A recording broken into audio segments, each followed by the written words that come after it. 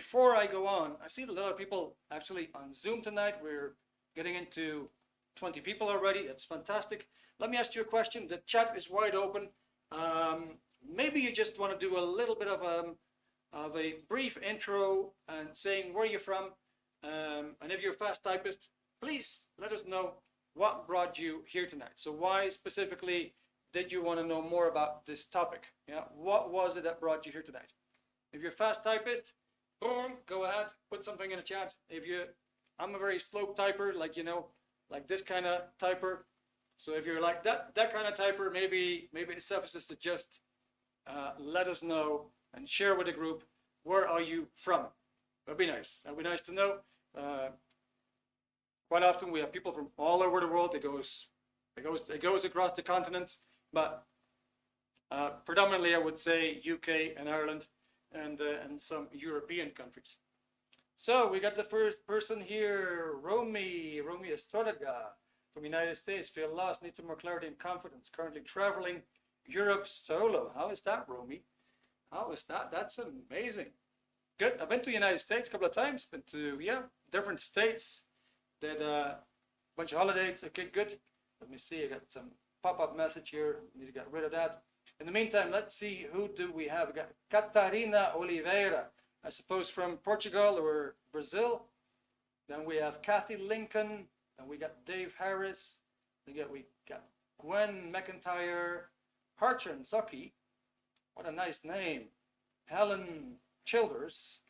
Okay, Jody Mohan. Kyle. Guys, you won't believe it. Kyle has been following these webinars for more, I counted them, I think more than 40 webinars he has been here. Kyle, you're always great to have around, my friend. That is fantastic. All right, so let's see. Well, do we have Lukas Appenzeller? Lukas, also bist du von der Schweiz oder Österreich or Germany? That sounds like a very, very German name to me. All right, then we got Madhuri from India, I suppose. Great to have you. We got, let me see, we got Maya again. I think Maya, you were here last week, right? It's good to see you again too. Then we got Mingle Stan, or I guess Stan Mingle. Natalie, Philip Roderick, Prashant, Joshi. Must be an Indian name, I suppose, again. Romy Sturga, Susan, Teresa Butler. Fantastic, guys. Fantastic to have you. And I see, Madhuri, that you actually replied. You are from the UK, want to overcome procrastination. All right. Fantastic, guys. So what is the one thing that I want to get across tonight? So basically, in the next 50 minutes or so, I want to show you what are the two prime factors that pull a person down, that makes him lose his confidence, that makes him lose his self-respect, these kind of things. And by the end of the webinar, I'm actually going to do something different than what we are normally doing. I'm going to show you a bunch of sites that have short films that elaborate a bit more on what we're going to do tonight, and that actually shows you how to get yourself out of the mess if you consider that you're in a mess. Now, maybe it's nice to start with turning your phones off. Maybe you don't want to be disturbed tonight. It would be good, I suppose, if you're here to soak up some information. Maybe you're connected to Facebook and all these kind of things. So see if you can be undisturbed tonight. It would be great. Okay, good. Now, I have another question for you guys. I have another question. So like I said, the chat is wide open. Here's this. Could you imagine if how your life would be if you would have the tools to get your confidence up to a level where you would like to see it? Just a simple yes or no would be great. Could you imagine how your life would be if you could get your confidence up to a level where you would like to see it? Could you imagine such a thing? Kyle said yes, all right, with a smiley. All right, anybody else? Okay, Romy, yes, it feels far away though. I understand, Romy. That makes sense. All right, Jody says yes with a smiley. Okay, fantastic. All right, now, so let's just dive in. The first thing that I wanted to, oh, Emma and Dave, want to be free of anxiety in many ways. So just looking to try things to improve myself, and confidence is definitely something I lack in. Okay, good. Now, but before we get there, you know what? Maybe you just ask yourself this question, like, what? Why is this dude actually qualified? You know, what makes him qualified to talk on a subject? The only thing I can say on that, because I could elaborate on that for a long time, but the only thing I'm going to say on that is that I've been definitely having these issues with my own self-respect and my own confidence. And at some point, I learned about these two dominant factors that I'm going to show you tonight, how they completely tore apart my life and made me lose my self-respect and my confidence. And as soon as I actually found out about that, what was the exact technology to turn it around, believe it or not, I went from a very, very modest 2,000 euros a month income to 10,000 euros a month. And that basically happened in a matter of less than 6 weeks. So you have a lot of potential. And you may have had that idea like, I could be more, I could do more, I could achieve more, I just don't know how. But you may have had that idea that you could be more, you could do more, you could achieve more. Something is holding you back, something is limiting your potential. You may be aware of that fact. Tonight we're going to have a bit of a look on what it is, or what it could be, and how it contributes, right? Now, let me see. The first thing that we're going to handle is like, what is the fastest way, what is the fastest route down to lose your self-respect? Yeah, we're going to have a look at that. Self-respect, self-confidence. Let me just go into the definitions.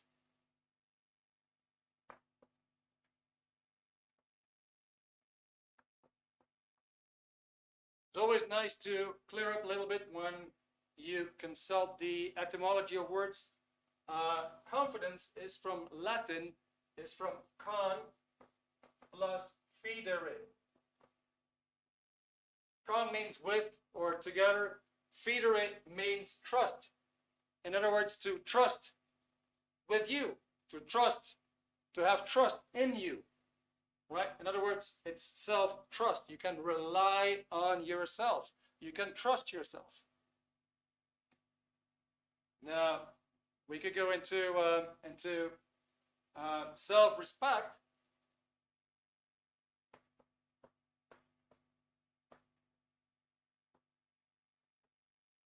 And once again, respect is also from Latin. It's from re, which is again, and specere, which is to look. All right? So in other words, here it is to look back at yourself. So these things are kind of like intertwined, have a lot to do with each other. But when you, what we're going to see tonight, when you're going to do certain things that you may find discreditable about yourself, you're going to look back at those things, right? So you're going to look back and you're going to lose trust, for example. Okay, good. So let's dive in. I have a very, very funny question. Got a very, very funny question. Before we start with the theory, do we have anybody here tonight who ever robbed a bank or killed somebody? Do we have anybody here who robbed a bank or killed somebody or did something, atrocious? Could you put that in the chat, please? Could you be as honest as possible?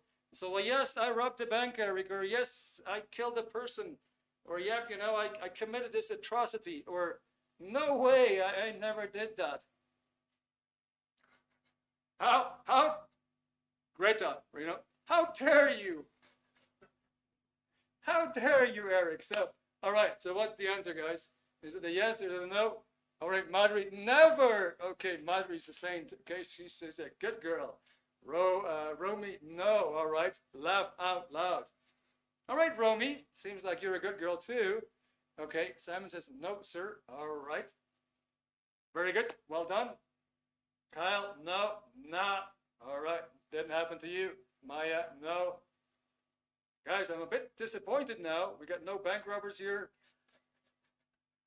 We got no criminals in the house. What is this? I was at least expecting one or two criminals here. Okay, well, so I guess this webinar is not for you then, right? Well, okay, let's just bring it down now. So if you didn't rob any bank, if you didn't commit any atrocity or commit any murder, these kind of things, let me ask you this: did you ever tell a lie? Did you ever tell a lie? Would that be a yes or a no? Yeah. All right. So we're not all saints, right? Okay.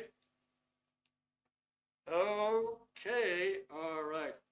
So now, okay. So we did tell some lies, right? The next thing I want to ask you: have you ever observed this phenomenon? You told a lie, but then that person that you told the lie to was pulling some strings on you, and you had to cover it up with another lie. Have you ever seen that? Have you ever seen that you told a lie and you had to cover it up with another lie? Oh yes, that's the worst, isn't it? All right, Kyle, yes. It is the worst. Very true. I'm gonna do a little sketch on this, okay?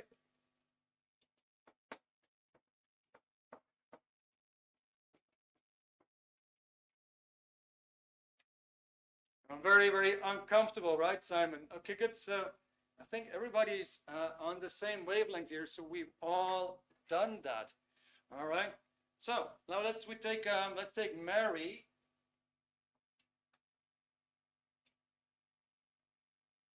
I hope that's visible. Yeah, it should be visible, right? This is Mary.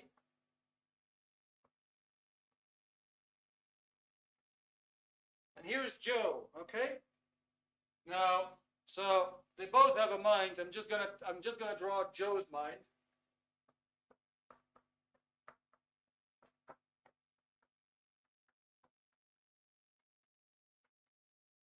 So that is Joe's mind. No, your mind is pictures.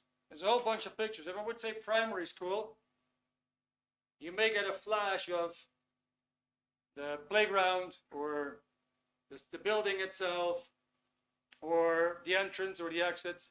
If I would say, did you ever have a pet, like a dog or a cat or a hamster or a rabbit? You get a picture, right? If I would say, well, do you remember the house where you grew up as a child? You get a picture.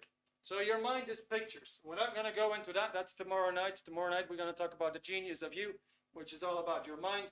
But your mind actually makes pictures. For now, it suffices to say you have recordings. Yeah, you have recordings.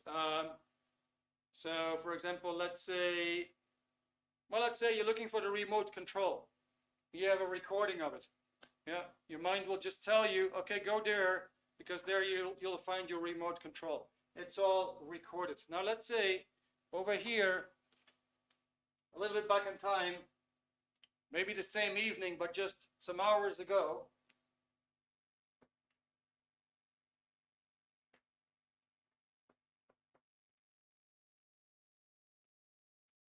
Joe was there, but he was actually seeing another woman. He was seeing another woman, and he's got a recording of that right here.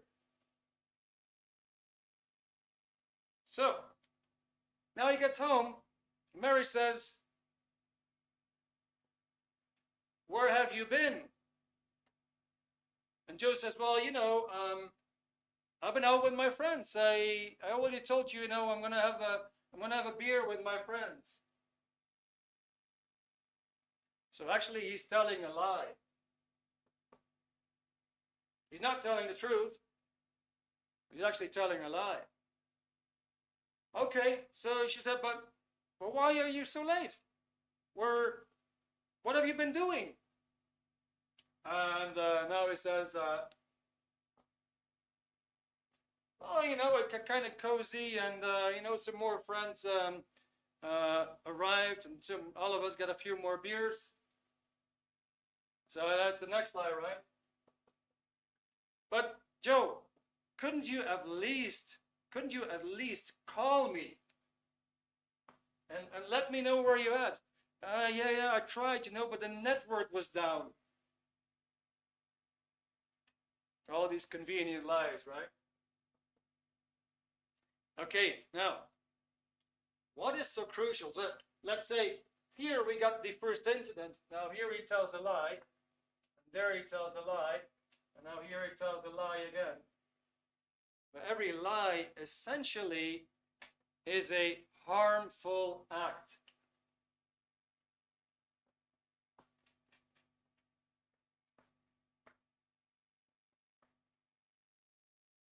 So I'm going to ask you, why is a lie a harmful act? Who has the answer?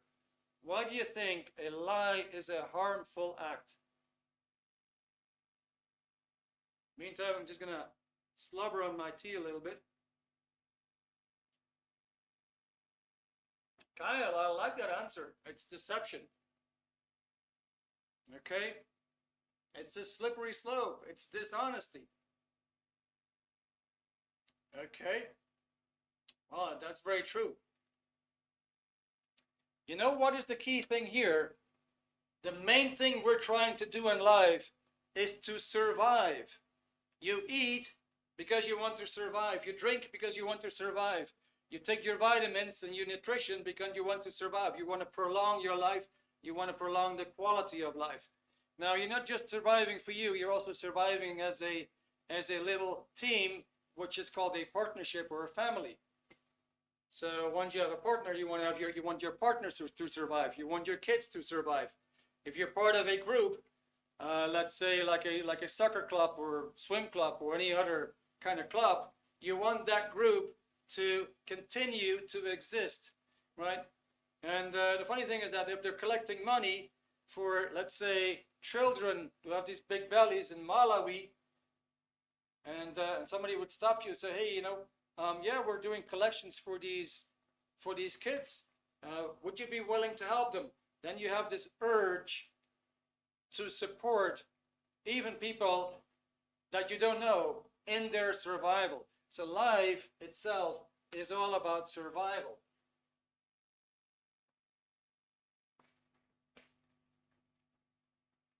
Now, so when you commit a harmful act, you're actually committing an act which goes against your survival and the survival of others.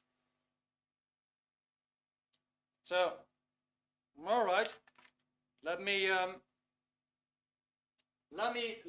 have a look what is happening here. So basically, this itself is a harmful act. Joe might go home and he might actually feel very guilty about it. Have you ever noticed that you did something that you wouldn't want somebody else to do to you, that you didn't feel really happy with what just had happened, right? So it builds up stress, it builds up charge. What it does is that at that moment, you were not really yourself. Now you're going to go on and you're going to tell a lie. Well, let's keep it neutral. Let's stick to Joe. And he tells another lie. So what do you think is going to be the result of this? If Mary just starts pulling the strings, what is going to be the result? What is going to be the result? Does Joe want to communicate further, or does he want to pull out of it and communicate less? What do you think is going to happen? Mary wants to pull the strings, wants to go into the nitty-gritty of the whole thing. What do you think is going to happen with him? Does he want to communicate more, or does he want to communicate less?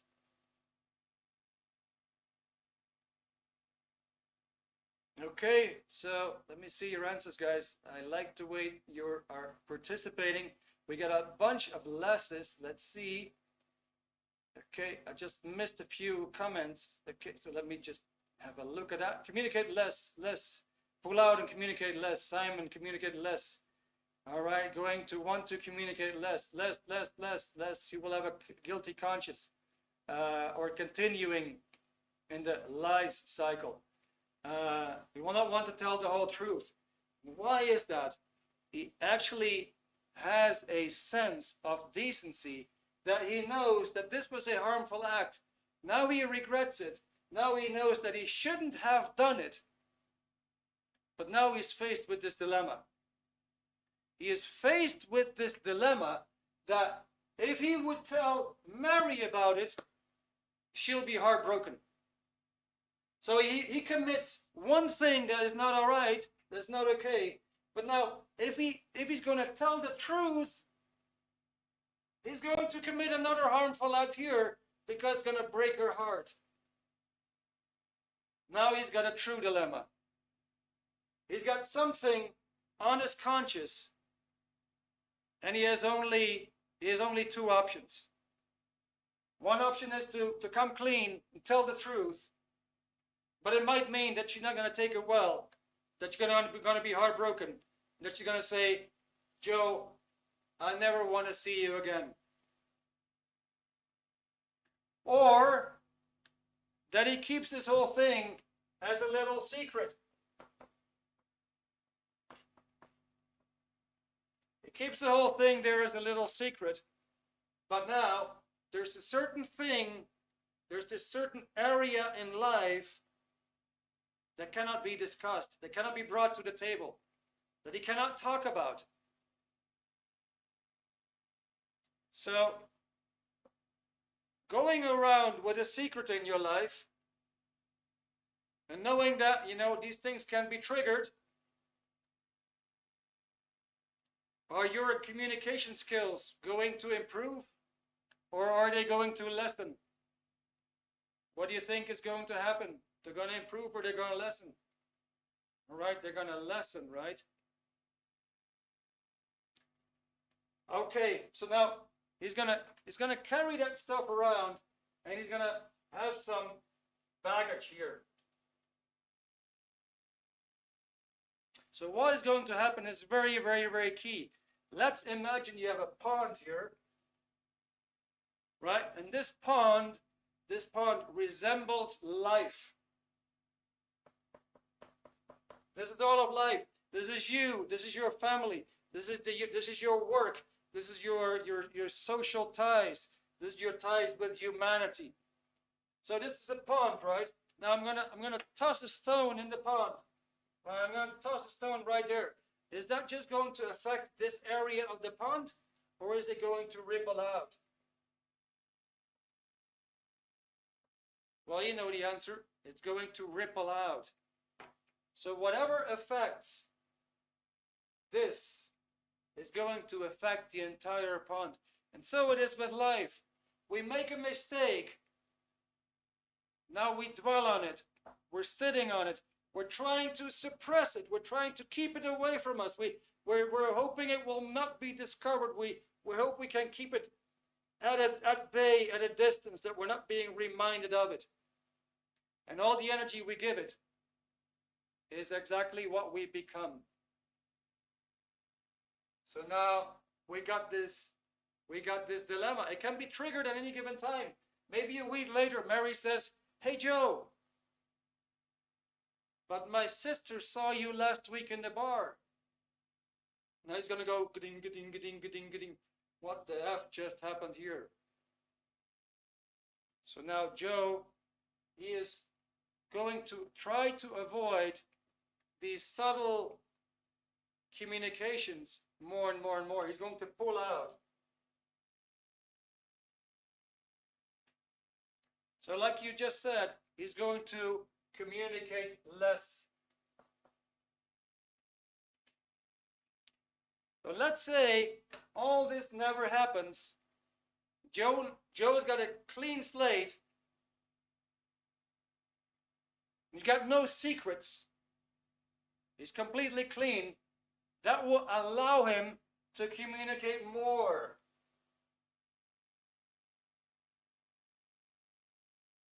Because there's nothing that would trigger him and that would make him feel like, oh my God, I have to hide this.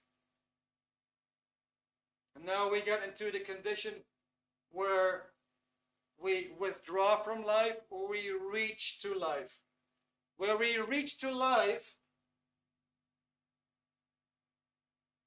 we are actually able to make things happen.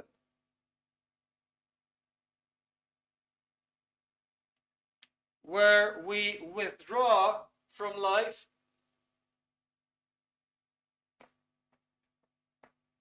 things actually start to happen to us.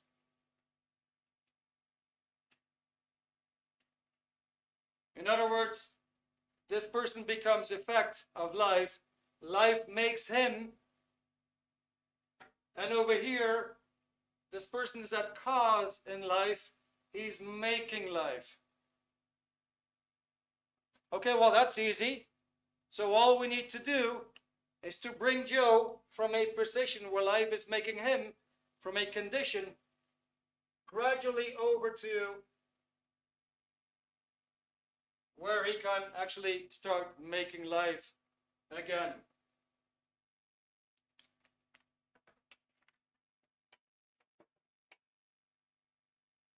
All right, does that make some sense?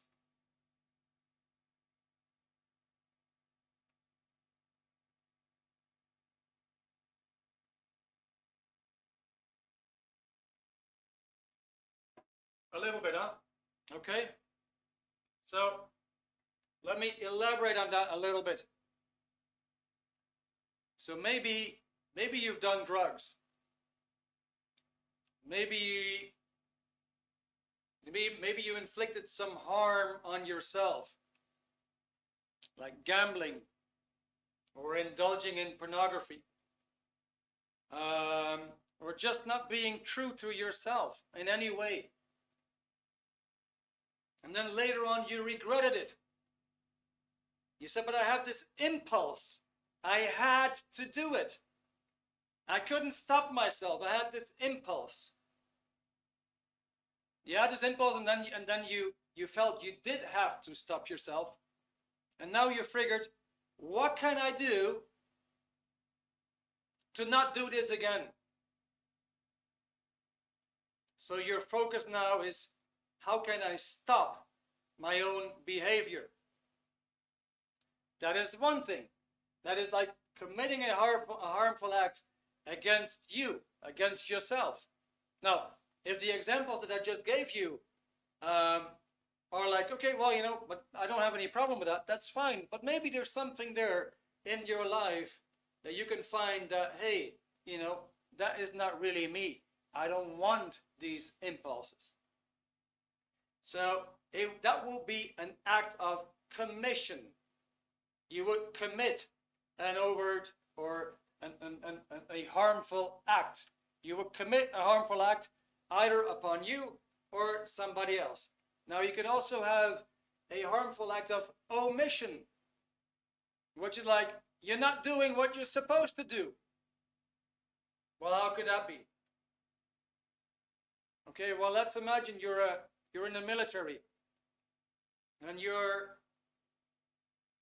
in a position where you see the enemy taking out hostages, just slaughtering them. And you happen to have a very, very good shot, but you don't act. You know what happens to these soldiers? They're going to go home, they're going to have all kinds of diseases, they're going to have nightmares, they're going to have whatever, because their harmful act was that they didn't do what they were supposed to do, that they knew they shouldn't have done or should do. So a harmful act can be something that you did, you regret, or something that you didn't do and you regret. That's quite new. It's quite a new concept to a lot of people. If you go to court, they're not going to accuse you for the things that you didn't do. They're going to find you guilty on the things that you did do. But our conscience doesn't work that way. Our conscience works like, well, I didn't do this, but I was supposed to do it. So let's say you make your monthly income, but you know you're slacking at work. You're not doing your job. At the end of the day, you earn 200 euros or 200 pounds. You say, well, I was present. I had my coffee today.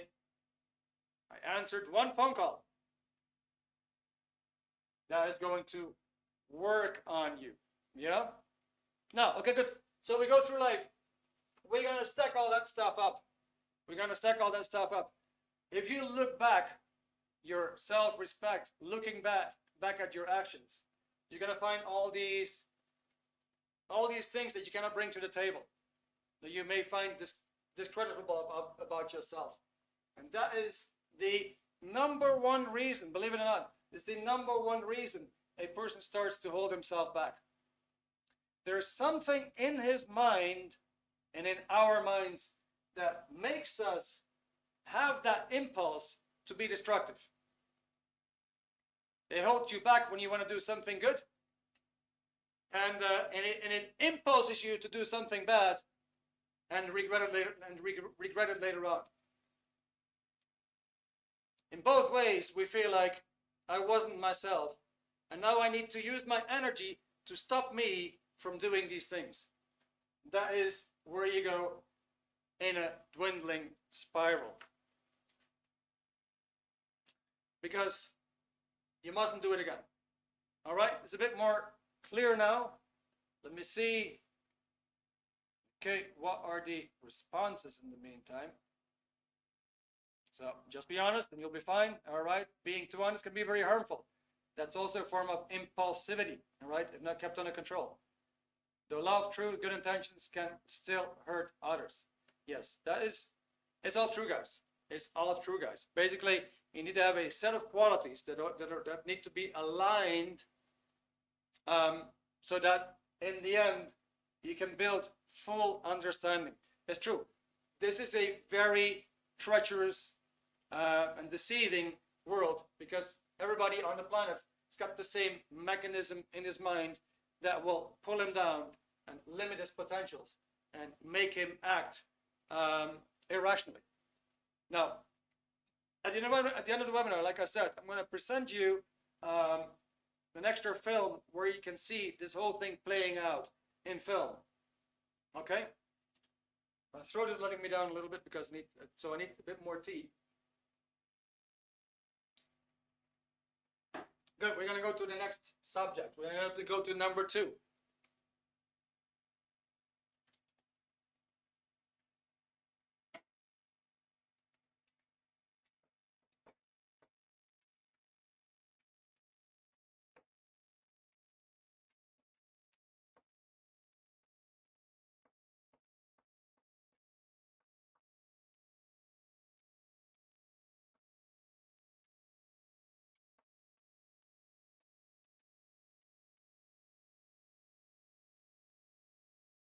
All right, cool. Now, the next thing that I want to bring up is actually something that we could call suppression.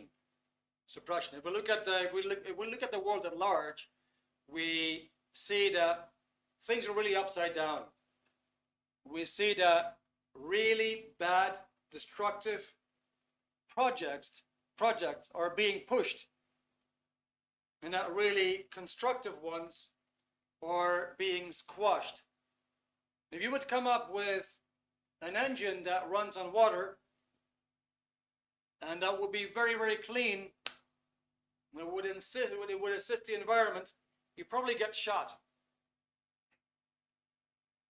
So there's certain interests, certain forces here which would never ever back up something which would be that constructive. If you would come up with a cure which would be fully natural with no side effects whatsoever for the body, and that would cure a host of diseases, and it would just cost a dime, you probably get shot again. If you would promote war and say, well, we gotta do war in more territories, well, you probably get a promotion and go up to a higher rank. So there's something really off here, and it's under the heading of suppression, which means to suppress, to squat a person's good intentions, a person's goodwill, a group's good intentions, a group's goodwill. So it is to squash any effort that would make things better. And it will be a good thing to have a look at. So let me just do a very, very simple sketch here. Let's take an American mailbox. It's like one of these things on poles, right? An American mailbox.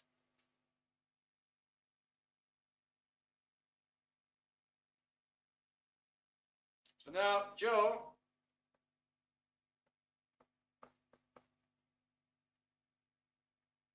gets up in the morning and he opens his mailbox and he gets a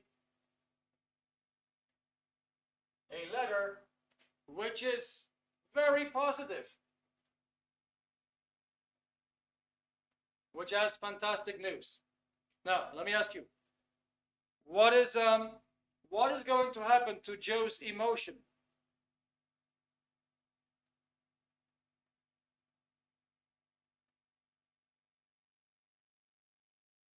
Right, in the meantime, I'm looking at your guys' comments, like what you said, like play the game of life and don't get played by the game of life. Exactly, so true. Thank you guys. All right, so Joe in the morning opens his mail and he gets a very, very positive letter. What is going to happen? All right, he feels uplifted. He's going to be grateful.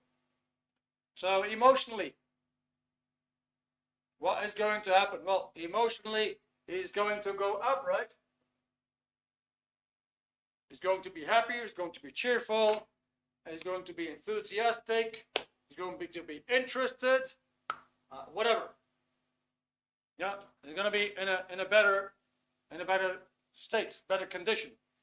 Now let's say the next day, I'm just going to draw that here.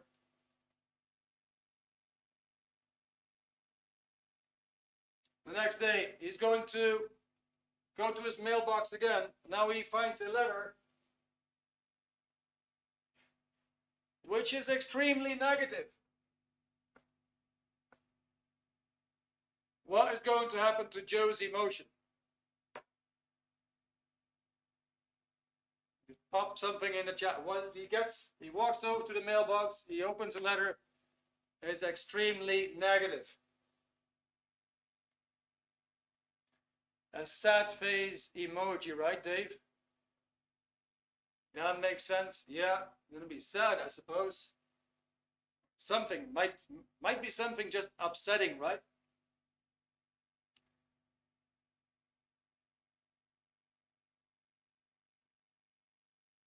Now what's happening here is here we are dealing with vitality. Vitality from vita, meaning life, or how much life do you have? Well, if you get good news, your vitality goes up. You feel like you have more life units in you. Your vitality goes down.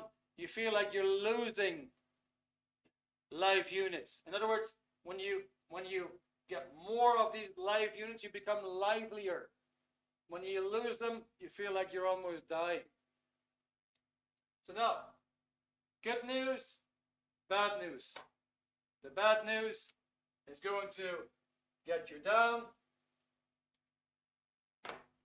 and the good news is going to lift you up. Okay, so we have a roller coaster here. We got a roller coaster. Now let's replace that news. Let's just replace that for individuals.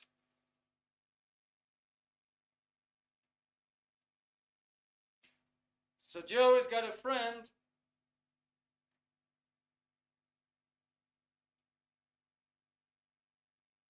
and his friend deals in encouragements.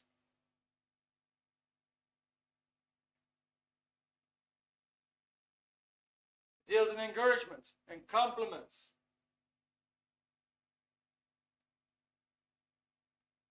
That friend just passes on good news.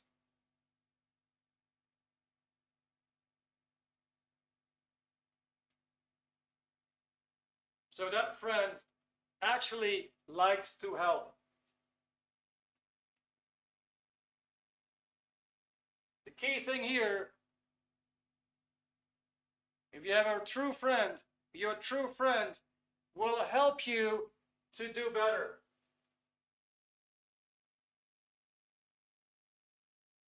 Your true friend is very interested in your survival.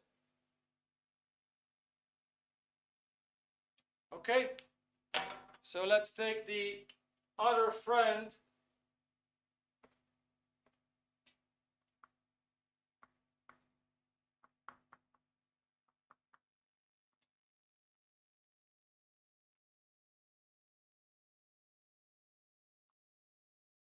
See, I put quote unquote, the other friend deals mainly in bad news.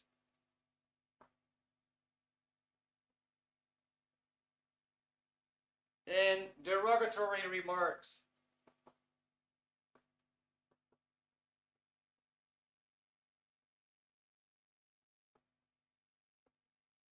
In criticism.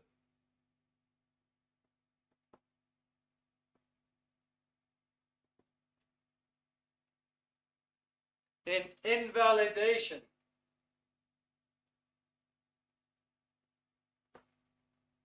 I'm going to explain that word. And in suppression.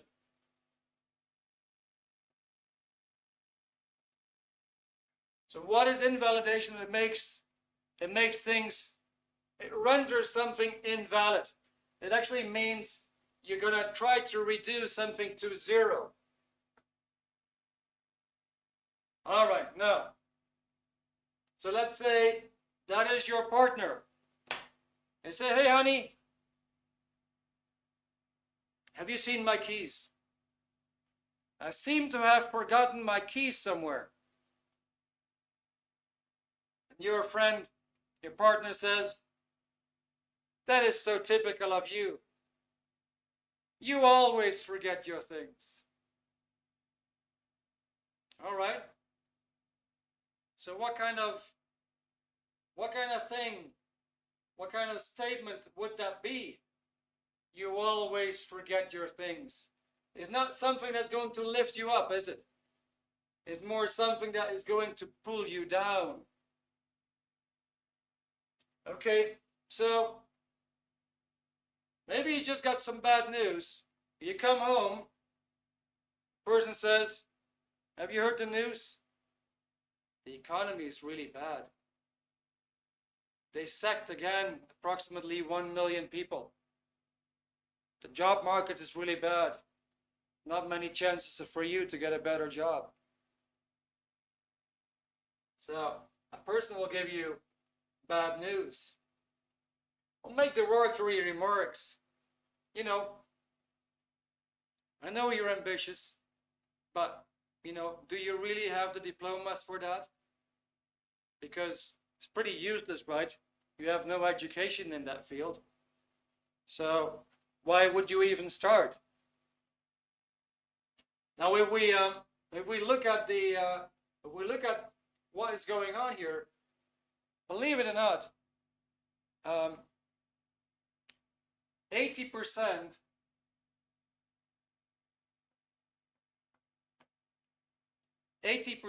of the population is actually social.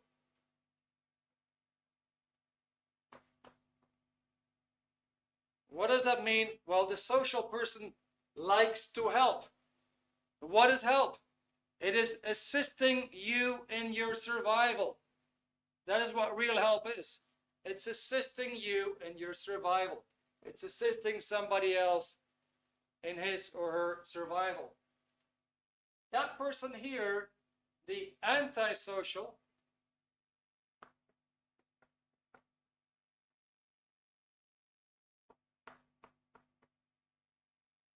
absolutely hates the idea of help. any help is betrayal. You can put that to the test. You randomly ask people, how could you help people? At some point, you're going to get an answer from an antisocial social person. Well, you could help them by eliminating them. Or you could help them by making sure that they don't procreate. You could help them by, well, by not helping them, by learning them how to be on their own feet, or some such answer. That person does not stand the idea of help.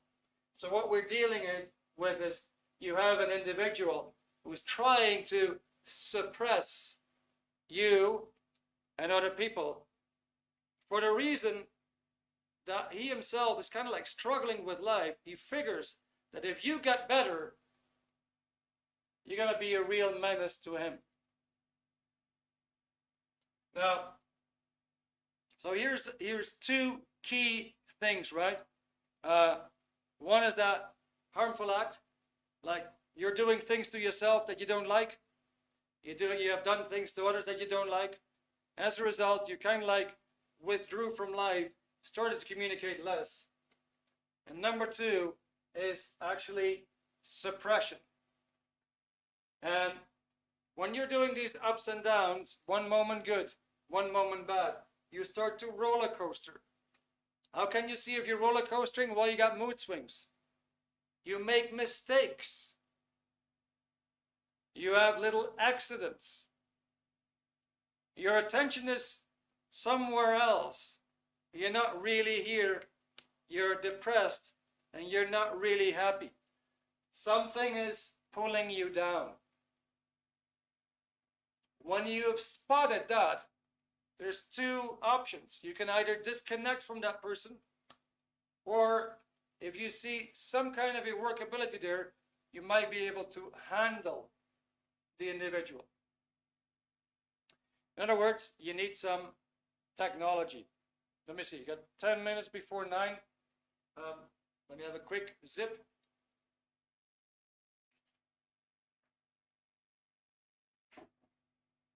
All right, guys, we're going to go toward the end of the webinar. Obviously, there's always more things to tell right now. And to that extent, what I wanted to do, actually wanted to share more data with you. So let's imagine this. Let's imagine you could see this whole thing playing out in the film. How relationships actually worsen because somebody is holding back, sitting on something that it doesn't want to bring to the table. So let's imagine you would be totally in control of that and able to correct that in yourself, so that you can actually bring anything to the table. And you could actually empty that baggage that you're carrying along, that you've been building up. And you can get that crap out of your system. What kind of a value would that mean to you? What kind of a value would that mean to you? It would be quite valuable, right? So imagine that likewise you would have the tools to just know spot on who you can trust, who to associate with. You just know right away. Right now I'm dealing with a social person. Right now I'm dealing with an antisocial person. Let's say you had the tools presented to you in such a way that you could know them easily and you could apply them easily and know right away with whom do you want to be partners, with whom do you want to do business, in what kind of group do you want to be. That would be priceless, right? Now, Another thing that I would like to offer you tonight is something that is like a free personality test.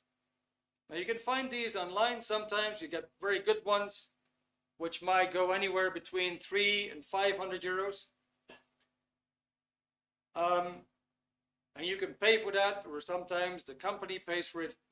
Let's imagine you got that kind of personality test with the results coming to you for free, where you can actually pinpoint what is the weakest link in your chain of life, so to speak.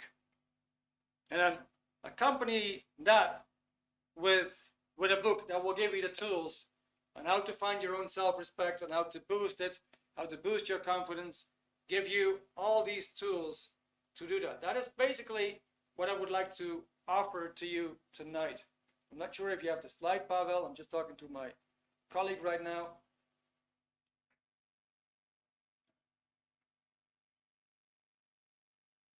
Yeah, it could be. But I think there's a bit more to it. Let me have a look. I'm just walking over, guys.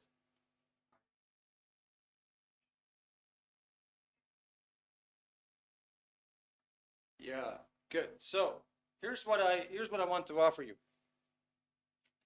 There's this book here. I'm just going to hold it up. I'm not sure if you see it, but you can see it on the slide. It's called A New Slant on Life. It's an amazing book. Well, the title is very apt. It says a new slant, right? It's going to give you a new look on the laws of life itself. How does life behave? What is it composed of? What can you do to make it better? Let's just say if you were a mechanic, you have all the tools to fix an engine. So if you would have such a manual to fix life, would be invaluable, right? So basically what we want to offer you tonight is the book, plus a couple of films, free online courses. So you get that stuff, what we covered tonight, down cold. And you can actually fix yourself and fix your life. Plus a personality test with the results for free. So you can actually see what are your strong points, your weak points. If you want, you can even have a consultation. But we're not going to do that for 300 euros, right? The price for that, what we're going to ask you tonight, free shipping of the book, would be 17 euros only. What a sweet deal, isn't it? What a sweet deal. So, I think Pavel, that's my colleague. I think you can put a link there if you have a link for the book and the and the promotion that we have. So the webinar was actually a sales pitch. Yeah, well, that is nice, Dave. I mean, to some extent, yeah, we're always offering something. That is very true. Now, the main thing here is to just get the information and the knowledge and the awareness across. Obviously, it's very much up to you. What is it that you want to do with it? This is Scientology. Yeah, this is very true. You can see that on the meetup, where I actually present myself as a Dianetics and Scientology consultant. So you're right. Carl says the book is absolutely fantastic, and so it is. Yeah. Now, like I said, we're living on a very upside down world. If you come up with a cure, then you're going to be attacked. If you invent the next model, the next generation tank that can wipe out an entire country, you got to be bravoed, right? So sometimes it goes like that with these subjects. Unfortunately, we have antisocial people on the planet who don't like what constructive people are trying to do. That's the simplicity. All right, guys. So I think we nicely made it into an hour.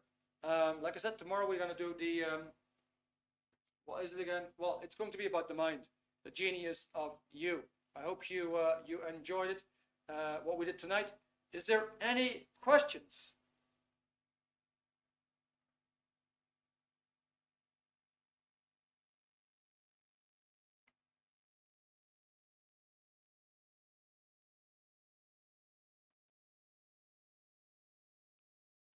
Anybody have any question?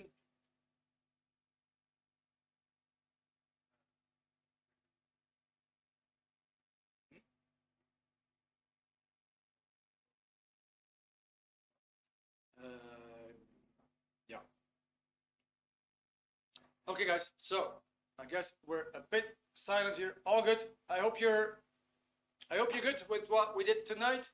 Hope you got something out of it. If you have any questions, feel free to send me something in the chat on Meetup or whatever. If you want to ask me anything, if you want to make any comment, that's all fine. Once again, I hope you enjoyed it. Tomorrow night we're gonna start at 7 instead of 8.